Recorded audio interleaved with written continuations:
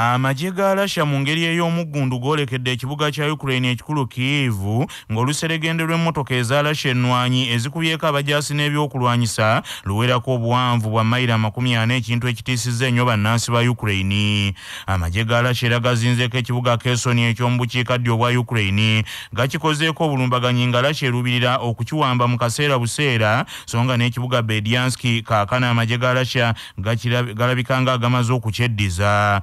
Mu Netherlands wabaddeyo okwekalakaasa okw'amaanyi mu kibuga Ege wabweru w'ekitebe ekya kkooti y'ensi yonna ng'abantu baagala kkooti eno eggula emisango egy'obwakalintalo ku mufuzi wa Russia Naggagga Vladimir Putin. Abawala abasukka mu 10 basimattuse okukukusibwa kampuni ya Preferred Consultancy Limited ebadde ekola ogw'okutwala abantu ebweru wa Uganda okukuba ekyeyo.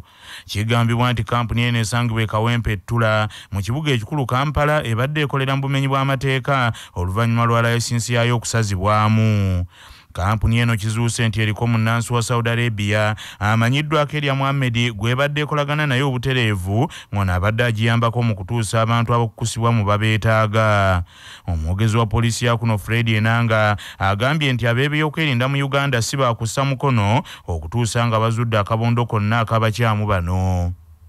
Ne bwe tuvaayo buli kaseera ne tulaga obulabe obuli mu kutema ppanya okuyitira mu makubo agatali matuufu era bwesanga nga abawala era beewandisa ne kampuni zino ne bagoberera amakubo amakyamu ne batuuka eyo ne bafuna obuzibu ne balyoka batandika okuweereza vidiyo gavumenti ya Uganda muliwa naye ng'ate tukozesa okuwabula okw'amaanyi wano tugezeeko okutaasa obulamu bwammwe. Kyangu nnyo okufuna obuyambi ng'oyitidde mu makubo amatuufu.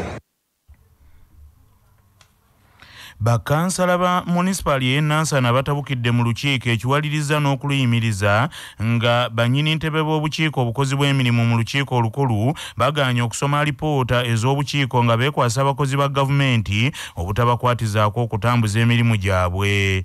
Bano okubadde ne kansala Mugulumu Edward era balumiriza nti tebategeera na bukiiko kye bukola bwe batyo ne beemulugunya ku bakansala abakwatibwa ne batwalibwa mu bifo ebitamanyiddwa.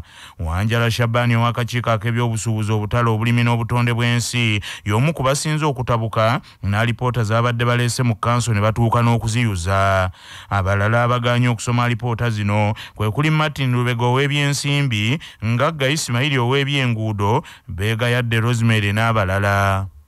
Ndeje tulina kye tugenda kuyisa wano mu kanso kakube kuzimba malwaliro oba amasomero ng'ate abantu abo bennyini betulowooza nti balina okubeeramu bali mu makomera. Muganda waffe Sharif yatwala ekiwandiiko ku United Nations nga yeemulugunya ku ngeri abantu gye batokyalingibwamu ne mukyala we kakati alanga nti omwami yabula ennaku 2 emabega. Tukubira gavumenti omulanga nti abantu bano atirisite baleete mu kkooti bwe babeera balina omusango. Bakansala barayizinze konsani olaba nti emirimu entambula tutambula mu Nansana ya kibogwe nnyo. Gambye nti wabaddewo za alipoota nyingi nnyo ng'olaba nti bakansana tebateekako mikono gyaba chairperson ate ng'olaba nti clerk to council b'omukono yagufoojinze kati embeera eyo obuzibu bwe balina kubabuuza nnyingiza nansaasaanya awali accountability bafuuka bazibu nnyo n'oga nti bannaye bano baabaki simanyi buzibu ki obuli mu kizimbe kino wano.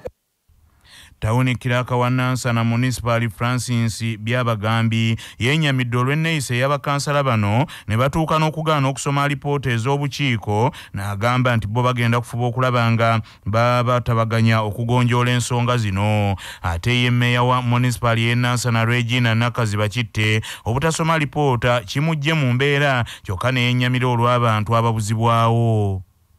Nti buli lwe tunyigiriza abantu n'abantu ate abaali badde bayimirizaawo kati nga kanso yaffe y'Ennansana abantu baggwamu omutima. Nze ne njagala gavumenti ogikubiriza mu mbeera gye tulimu etaddewo obunkenke bakansala baba bamulonda tasobola butavaayo kwogera ku kintu ekyo ate abantu abamu be banyigiriza babava mu bitundu byaffe. Nze mbadde nsaba gavumenti toyina bagenda kwagala tojjaga nti oli patriotic tojja gamba nti abantu bakulaakulanye tojja kusobola kukola PDM parliament model ng'abantu bagenda babakuba babookya emigongo abantu bajja kutya n'okugyayo ssente. Era njagala obategeeza nti bantu bajjino bazze wano mu office ne bangamba meya tulinayo opportunity y'omwana ogenda okusomera obwereere naye weekanga buli gw'ogamba nti ze meya nti abangamba agenda kusoma ssente z'abayinza okuba bagenda kunjo.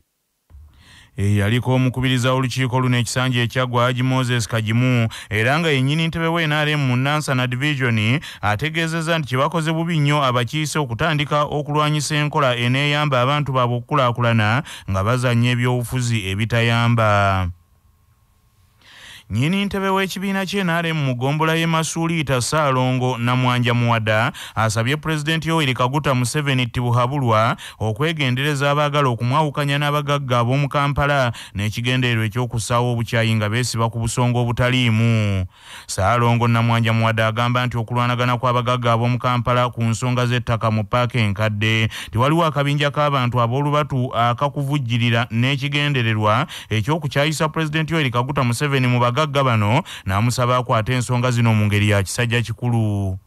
Tunuulira olabe embeera eriwo n'osanga nkati olwaleero ate tuwulira nti ate pulezidenti atalwana n'abagagga kubanga abagagga baafuna ebyapa mu bumenyi bw'amateeka abafuna ebyapa mu bumenyi bw'amateeka ng'ate ebitongole bye wateekawo byamala dde okubasasula ssente ne bazitwala ne bazijja ne ku akawunti lwaki babimuleetera kati lwaki tebabimuwulira luli nti bano tugenda basasula ssente bwe ziti lwaki babimugamba ssente bamaze kuziwaayo pulezidenti aleme kulwana ntalo nnyingi abagagga base bayimirizawo bannayuganda nga babawa emirimu abagagga ojja genda okusanga twali kyapa kye basanga mu katale nti bakiguze $5,000 ebyapa okubikola bibeera n'emitendera baleme kumubuzaabuza ajja kumaliza ekintu kino nga yengo mukulembeze w'eggwanga ng'akitomereddemu ng'ate eggwanga libaliiridde essente empitirivu.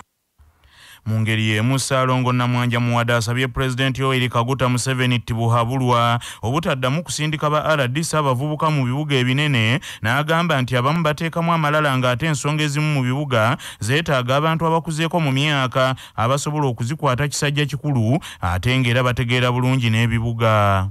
Abavubuka abato n'abawala abato tebalina kibayinza kumwongerako. Kiri ekibuga kyagalamu abantu abakuze mu myaka, kyagalamu abantu abalina histori wa Uganda nga gavumenti gyevudde bamanyiyo ne Uganda we yali paka okutuuka wali bamanyiiwo. Ne kati bano abaana baamalala bakamala okusoma boogeza malala. Tunuulira ekibuga ani agenda obawa information tukwatagana ku ebyo boogeza malala. Ono aladisi wa Kampala yavaayo ebiseera ebyo naga nti Bobi Wine tajja kuba lukiiko Kawempe. Kawempe NRM twagala oyo aladisi atubulya Kawempe we yagana Bobi Wine okuba olukungaana tulina bakansalazi bameka tulina bameka kati ebintu byagala mu malala tunuulira abantu bakava mu COVID embeera ebadde mbi nga buli omu akimanyi nti obwavu bungi mu myaka ebiri tetwali bizinesi nemwetambula abantu bazze bakomye ku street buli omu afuniza abaana b'ekyokulya nekinabatwala ku ssomero n'abagoba mu kibuga.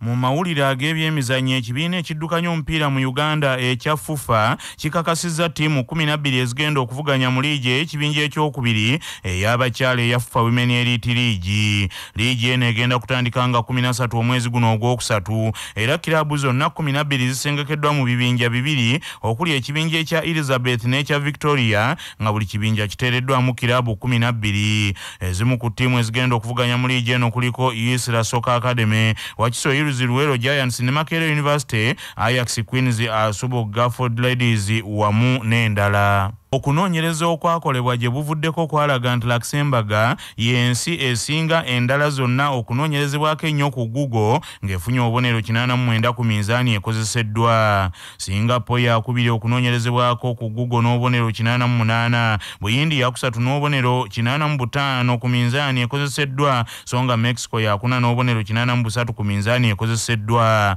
Japan yakutaano mu kunoonyerezebwako ku Google n'obubonero 78 mu kunoonyereza kuno okujjiddwa ku mukutu ogwaneki. Bannaffe amawulire ag'essaawa eno bwe gatyo bwe gagenze.